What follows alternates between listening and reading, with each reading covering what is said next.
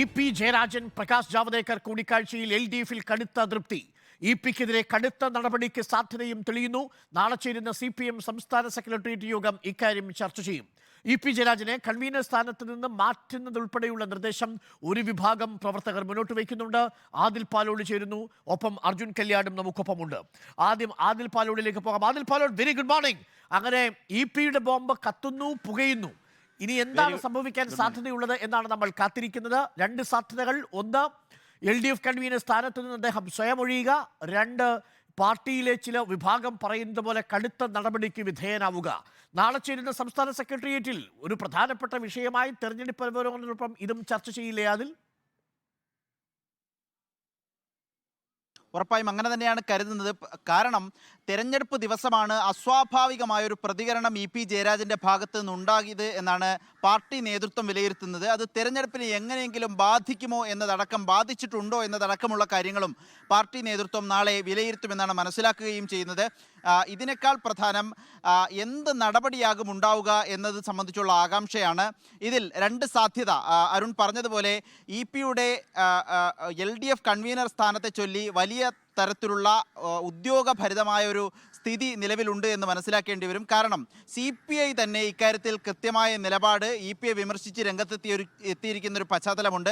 CPI secretary, സംസ്ഥാന secretary Binoy Viswam തന്നെ ആ കൂടിക്കാഴ്ച ശരിയായില്ല എന്ന തരത്തിൽ പ്രതികരണം നടത്തി മുന്നോട്ട് വന്നിരുന്നു. കഴിഞ്ഞ ദിവസം പ്രതികരണം നടത്തിയിരുന്നു. അതുകൊണ്ട് തന്നെ ഇ.പി LDF കൺവീനർ സ്ഥാനത്ത് നിന്ന് സ്വയം മാറുമോ അതോ പാർട്ടി ഇടപെട്ട് മാറ്റുമോ എന്ന തരത്തിലുള്ള ചോദ്യങ്ങൾ ഇതിനോടകം തന്നെ ഉയർന്നിട്ടുണ്ട് എന്നുള്ളതാണ് പ്രധാനപ്പെട്ട കാര്യം. മറ്റൊന്ന്, ഇ.പി കേന്ദ്ര കമ്മിറ്റി അംഗമാണ്. അതുകൊണ്ട് തന്നെ സംസ്ഥാന സെക്രട്ടേറിയറ്റിൽ ഒരു നടപടി എന്ന നിലയിലേക്ക് കാര്യങ്ങൾ പോകാനുള്ള സാധ്യതയില്ല. LDF കൺവീനർ എന്ന നിലയിലുള്ള ചർച്ചകൾ ഉണ്ടാകാം. പക്ഷേ പാർട്ടി നടപടി, CPIM-ൻ്റെ നടപടി കേന്ദ്ര കമ്മിറ്റിയായ അംഗമായതുകൊണ്ട് തന്നെ ദേശീയ നേതൃത്വമാണ് എടുക്കേണ്ടത് എന്നതാണ് മനസ്സിലാക്കുന്നത്. സംസ്ഥാന കമ്മിറ്റി ഒരു തീരുമാനമെടുത്തതിൻ്റെ ശുപാർശ കേന്ദ്ര കമ്മിറ്റിയിലേക്ക് നൽകുകയാണ് അതിനുള്ള വഴിയും.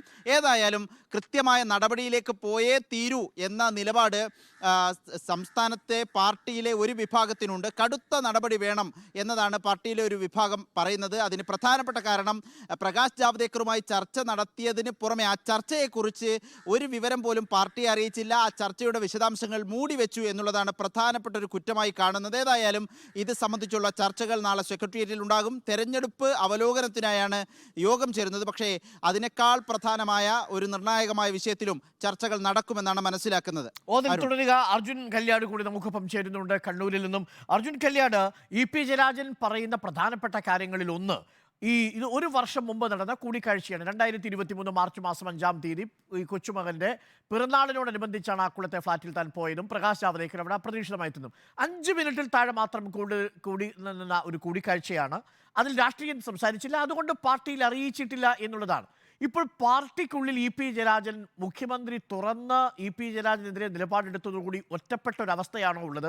ഇ.പി. ജയരാജനുമായി അർജുൻ കല്യാട് സംസാരിച്ചപ്പോൾ എന്താണ് മനസ്സിലാക്കാൻ കഴിയുന്നത്? തുടർ വിവാദങ്ങൾക്കില്ല എന്ന നിലപാടിലാണോ ഇ.പി. ജയരാജൻ ഉള്ളത്?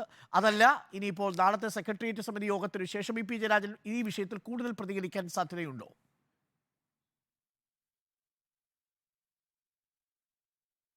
അരുൺകുമാർ, ഇ.പി. ജയരാജനുമായി ബന്ധപ്പെട്ടുകൊണ്ട് മുഖ്യമന്ത്രി പറഞ്ഞ നിലപാട് തന്നെയാണ് പാർട്ടിയിലെ എല്ലാ നേതാക്കളും സ്വീകരിച്ചിരിക്കുന്നത്.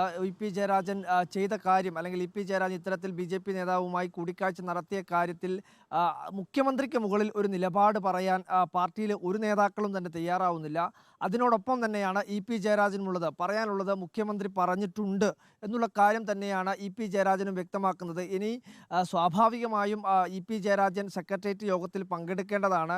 നാളെ നടക്കുന്ന സെക്രട്ടേറിയറ്റ് യോഗത്തിൽ സ്വാഭാവികമായി തന്നെ അദ്ദേഹം പങ്കെടുക്കേണ്ടതാണ്. കാരണം LDF കൺവീനറാണ് അദ്ദേഹം. ഇപ്പോൾ നിലവിലും അദ്ദേഹം LDF കൺവീനർ തന്നെയാണ്. അതുകൊണ്ട് തന്നെ തെരഞ്ഞെടുപ്പ് അവലോകനം നടക്കുന്ന ഘട്ടത്തിൽ തീർച്ചയായും LDF കൺവീനറുടെ ചുമതല വഹിക്കുന്ന ഇ.പി. ജയരാജൻ ആ യോഗത്തിന് എത്തേണ്ടതു തന്നെയാണ്. അത്തരത്തിൽ എത്തുന്ന കാര്യത്തിൽ ഇതുവരെയും അത്തരത്തിലുള്ള തീരുമാനത്തിലേക്ക് എത്തിയിട്ടില്ല എങ്കിൽ കൂടി പങ്കെടുക്കാതിരിക്കാനുള്ള മറ്റു കാരണങ്ങളൊന്നും തന്നെ ഇല്ല എന്നുള്ളത് തന്നെയാണ് നമ്മൾ മനസ്സിലാക്കുന്നത്.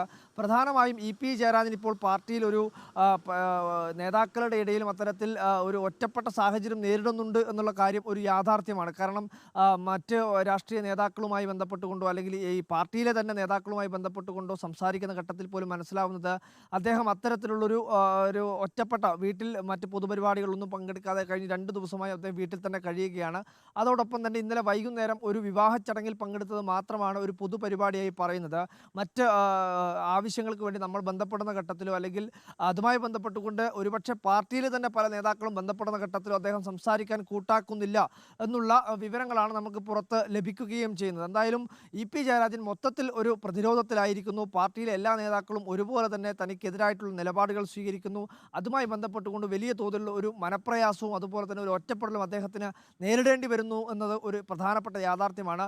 എന്തായാലും ഇ.പി. ജയരാജനുമായി ബന്ധപ്പെട്ടുകൊണ്ട് കഴിഞ്ഞ മന്ത്രിസഭയുടെ കാലഘട്ടത്തിൽ തന്നെ ബന്ധു നിയമന വിവാദം ഉൾപ്പെടെ വന്ന ഘട്ടത്തിൽ സ്വമേധയാ തന്നെ അദ്ദേഹം ഈ മന്ത്രിസ്ഥാനത്ത് നിന്ന് മാറാനുള്ള സന്നദ്ധത പാർട്ടിയെ അറിയിക്കുകയും അത് സംസ്ഥാന സെക്രട്ടേറിയറ്റും അതുപോലെ തന്നെ പാർട്ടിയിലെ സംസ്ഥാന സമിതിയൊക്കെ അംഗീകരിച്ച് സ്വയം തന്നെ മന്ത്രിസ്ഥാനത്ത് നിന്ന് മാറുന്ന കാഴ്ചയാണ് നമ്മൾ കണ്ടത്. ഒരുപക്ഷെ നാളത്തെ സെക്രട്ടേറിയറ്റ് യോഗത്തിൽ അദ്ദേഹം നേരിട്ട് പങ്കെടുക്കുകയും ഈ കാര്യങ്ങൾ ബോധിപ്പിക്കുകയും അതിൻ്റെ ഭാഗമായി തന്നെ സ്വമേധയാ തന്നെ കൺവീനർ സ്ഥാനത്ത് നിന്ന് മാറാനുള്ള സന്നദ്ധത പാർട്ടിയെ അറിയിക്കുകയും ചെയ്തേക്കുമെന്നുള്ള സൂചനകളാണ് ഇന്ന് മാതൃഭൂമി പത്രത്തിന് കൊടുത്തൊരു അഭിമുഖത്തിൽ ഈ ദല്ലാൽ നന്ദകുമാറിനെ പൂർണ്ണമായിട്ടും ഇ.പി. ജയരാജൻ തള്ളി പറയുന്നുണ്ട്. അദ്ദേഹം ഒരു ഫ്രോഡാണ്. അപ്പോൾ അന്ന് തൃക്കാക്കരയിൽ നടന്ന ഉപതെരഞ്ഞെടുപ്പുമായി ബന്ധപ്പെട്ട് വോട്ട് ക്യാൻവാസ് ചെയ്യുന്ന ഘട്ടത്തിലാണ് ഈ നന്ദകുമാറുമായിട്ട് പരിചയപ്പെടുന്നത്. പക്ഷേ നന്ദകുമാറുമായിട്ട് വലിയൊരു ബന്ധം സൂക്ഷിച്ചുവെന്നൊന്നും ഇ.പി. ജയരാജൻ പറയുന്നില്ല. ഇന്ന് പൂർണ്ണമായും നന്ദകുമാറിനെയും അത് ശോഭാ സുരേന്ദ്രനും തമ്മിലുള്ള ഇടപാടുകൾ തെറ്റിയതിലുള്ള വിരോധമാണ് തന്നെ ഇതിലേക്ക് വലിച്ചിരിച്ചിരിക്കുന്നത്. ഒരു വർഷം മുമ്പുള്ള 5 മിനിറ്റിൽ താഴെയുള്ള ഹ്രസ്വമായൊരു മീറ്റിംഗ് ഈ വിഷയത്തിൽ ഇതൊരു രാഷ്ട്രീയ വിഷയമാക്കിയത് കെ സുധാകരൻ്റെ ഒരു തിരിച്ചടിയാണ് എന്നാണോ ഇ.പി. ജയരാജൻ പറയുന്നത്? ഇത് തന്നെയായിരിക്കുമല്ലോ അല്ലേ നാളെ സെക്രട്ടേറിയറ്റിൽ അദ്ദേഹം പങ്കെടുക്കുന്നുണ്ടെങ്കിലും പറയുക? ഉറപ്പായും അങ്ങനെ തന്നെയാണ്. മാതൃഭൂമി ദിനപത്രത്തിലെ അഭിമുഖത്തിലാണ് തൻ്റെ നിലപാട് അദ്ദേഹം വിശദമാക്കുന്നത്.